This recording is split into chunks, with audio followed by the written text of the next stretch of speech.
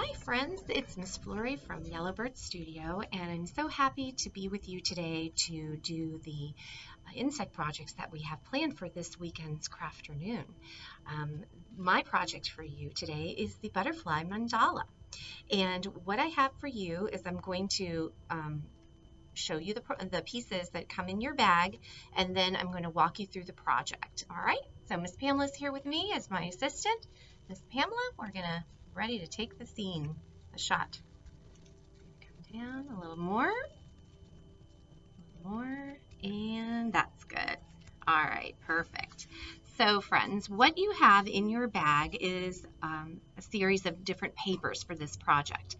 The first thing I want to show you is this instructional thing. So just in case you get lost or need some other ideas, this little piece of paper will explain to you what a mandala is and a little bit about the concepts that we're going to be using with this art project, which is radial symmetry. And radial symmetry is when something is the same all the way around in a circle, like a lemon. So each little piece is the same.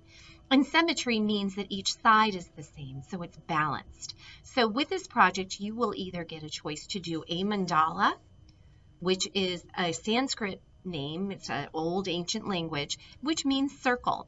And this top part explains a little bit more about mandalas.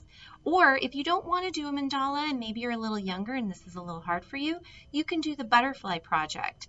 And then we'll talk about that a little later on. But let's start with a mandala.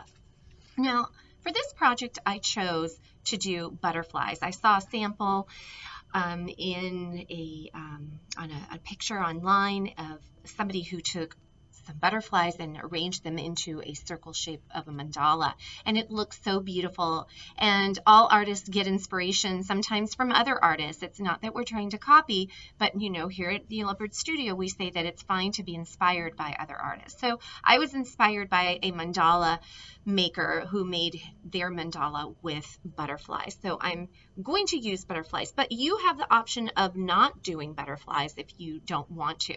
For example, on this piece of paper, they used hearts and triangles and different kinds of shapes to do their mandala. So it's up to you. But I thought a butterfly one, since we're talking about spring and it was just Earth Day the other week, would be a really fun one to do.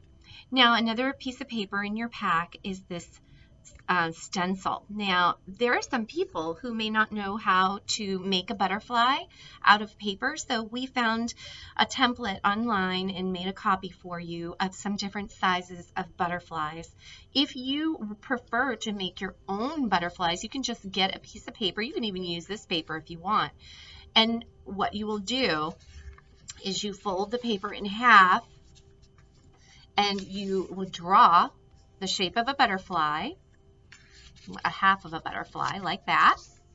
Draw a half, and then once you have that half drawn, then you cut it out, the shape, and then when you open up that shape, you will have a butterfly shape. So you can draw your own free-form butterflies, which for the project we did, my sample today, I actually drew my butterflies free-form, but we did include this for those of you who may not be confident enough to make your own free-form butterflies.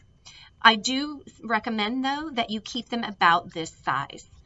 Don't go much bigger because you will not have enough room on your square piece of paper. Okay. Another thing that's included in your package today are 5 pieces of square scrapbooking paper. One is going to be a solid color. This is going to actually be the square that the mandala is going to be built on. So this one will not be cut. And you will also know it because it has a little bit of a texture. It kind of feels raised, kind of like a hash mark. So when you see this paper in your pack, you'll know this is the one that you do not cut. And set that one aside.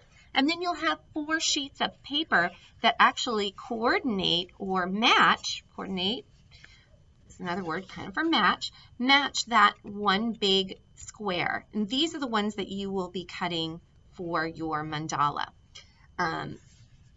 to make the butterflies. So we have that. Now, some tips about making and using your over here. Some tips about using the paper to make your butterflies is when you trace your butterflies, I'm going to use a marker just so that you can see my line. If I was using a pencil, it may not come out that clearly, but I would recommend that you use a pencil because markers tend to bleed. Now, some of your paper you might find has two sides. Pick the side that you like the best to be your butterfly. I think that this is a pretty side to be my butterfly, so I'm going to flip my paper over and do the tracing on the side that I don't want. Now, my recommendation is just don't put your stencil in the middle of the paper and start tracing and cutting. You actually need to plan out a little bit of what you're going to do. So start in a corner and trace your butterfly. It's okay, see how I kind of moved my hand? It doesn't have to be perfect at this point, because you are going to have to cut these out, and you can always straighten out your things later on. So we've got that. Okay, and then I'm going to move it over, and I'm going to trace another one from this side. Okay. Now, my suggestion to you is to trace a lot of butterflies because you really don't know how many you're going to need to make your mandala. So when I did my mandala, I actually traced the large butterfly pretty much a lot of times, but I only wound up using about 5 or 6 of them. So I would just recommend to just trace out and plan out on your paper and just trace out these butterflies. Then once you have them traced, cut them out with scissors as best as you can. That is going to take you some time. So I would plan a nice long afternoon for you to cut out these butterfly shapes. Maybe recruit a brother or sister to help you. Do it over the course of 2 days if you want, or start in the morning and do some more in the afternoon. So the cutting of this project is really what's going to take you a long time. So I am going to do my large butterflies on this paper, and then maybe I'll take another size and I'll do on another paper, I'll do another size, and then on another paper I will do a different size, and then on my last paper I'll do yet another size. So you should really have 4 sizes of butterflies, and each paper has a different size of butterfly. Okay. Because with your mandala, you're going to see why that's important as we do the project. So one size. So then you can think, I want my big butterfly to be this. I want my small butterfly to be this color, and the other ones to be that. So that's what you're going to do at this point, is cut out your butterflies. All right, I'm going to set this aside for a second. And then we're going to go on to actually making the mandala. So like I said, you have a square piece of plain paper, and you are going to use that paper to build your mandala. Mandalas usually are built on a square, so that's why we gave you a square, not a circle piece of paper. Now, the mandala shape itself is a circle. To help you with your mandala, you might want to do is to pick where is the middle of your paper. And the way I do the middle of my paper is I put my fingers in the corner and I drag them carefully and slowly together, and that's about the middle. Now, the mandala is going to be a series of circles that go around the middle and build out. Now, if you don't feel confident to do that, I would suggest is get some different sizes of circles, and then with a pencil, very lightly, trace the circle, and then get another one, put it right in the middle, trace that one, and then maybe get a big mixing bowl or a dinner plate, and then trace that one. And that will give you a guide to kind of get it centered. But those of you who are a little bit older, you might actually be able to do this without having to draw guidelines. But for our younger friends, that might be helpful. So with a mandala, they recommend that you start with the middle and you build out. So I'm going to lay out, these are the colors I've already pre-cut from before. So I have all these different, I even took a butterfly and I cut it in half because I thought maybe that would be kind of interesting. I have my blue ones over here, and I have some plaid ones even. Okay, so I'm going to start in the middle. I'm actually going to start with maybe the green ones. Now remember, symmetry means they're both the same on both sides. So I'm going to try to make it the same on both sides. But I'm going to start to shape a circle, maybe like that. And maybe I'll come and I'm going to start to grow my circle, maybe like this. And maybe here. I don't know. And see, this is the fun part that I like about mandalas is you can just play around with the shapes until you get something that you really think is pretty. That's why I recommend to make a lot of butterflies because you don't know. You might say, wow, I like the blue. I really like a lot of blue. And then maybe I'm going to take some of these little flowery ones and put them here. This is all just kind of growing. I'm not really even sure how it's going to grow, but it's just kind of growing under my hands, and I'm just playing with it, almost like it's a puzzle. And I need one more plaid one up there if I had one, but I guess I didn't finish doing what I told you to do, is cut out a lot. But I didn't. See, I didn't cut out enough green ones, and now I'm short one. And I wish I had cut out more.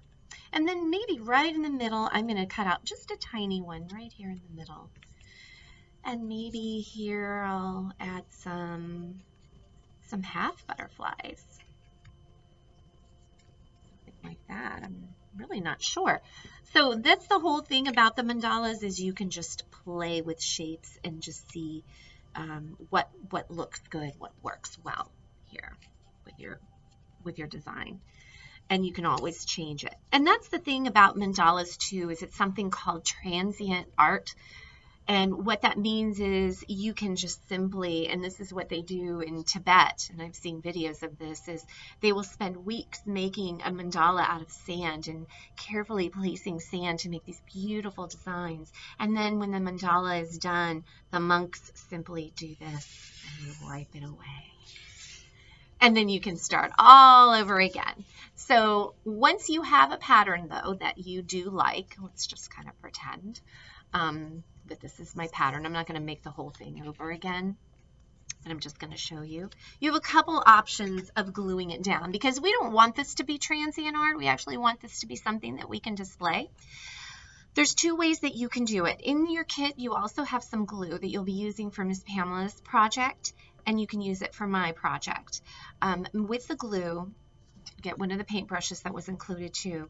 You can either glue down the butterfly, the whole thing, by putting a lot of glue on. Well, not a lot, but a nice thin coat of glue all over the wings like this. Try to cover all the pieces of the wings to get a good stick. We're going to paint the whole thing, stick it down. And then the other thing that you can do, if you want it to be a little three-dimensional, what you could do is simply paint, well, actually, first you're going to bend the wings, bend it that way, bend it this way, so that the body is kind of like that. And what you can do is simply glue just the body and stick it on. Oops, I got it backwards. There we go. So that your mandala is actually a little bit of 3D, if you can kind of see how it's popping up off the page. So that would be a fun thing to do too. It almost looks like the butterflies have all landed onto your paper and they're just resting there. So that is up to you on how you want to do it. And once you, and what I would also recommend, instead of wiping them all away like I did, I would just leave them on the page exactly the way you like them, and then one by one start to glue them on so you don't forget how you had it. I just wanted to show you how they, in some places of the world, it's not meant to be a permanent thing. It's supposed to be something that's temporary. And then we have one other option for you. If you don't want to do the mandala, but you still want to do a butterfly, you can take that big piece of paper and cut it into a shape of a butterfly the same way that I showed you before. Fold the paper in half, draw out half of a butterfly with a folded edge in the middle. Like, I'll just use this one because I don't have anything else. So you fold it in half, and with a folded edge, you're going to draw the butterfly's wings like that, cut it out, and then when you open it up, you will have a butterfly shape. Now these are not glued on, but you can take all these pieces, all these colors of paper that I gave you, and instead of cutting out butterflies, you can cut out different shapes. I cut out hearts and ovals, circles, half circles. You can do triangles and just fill up all the white areas. If you have some pieces that kind of overlap and kind of hang off like that, and you've glued it on, you can always later on turn your butterfly over and then cut off the extra off of the butterfly, and it'll look a little neater that way. But this is probably for children who are 4 or 5 years old, who may be cutting all those butterflies might be a little too much for them. If you will probably have some papers left over of the scrapbooking paper, and if you have your own paper at home, you might have enough that you can get both projects out. It's kind of up to you how you want to take it. But I think that's all I've got for the mandala project. I'm so glad that you joined me. Hey, there I am. I'm so glad you joined me. I love butterflies. I know a lot of you love butterflies too. And I hope that I see you at the studio again very soon. Okay, bye.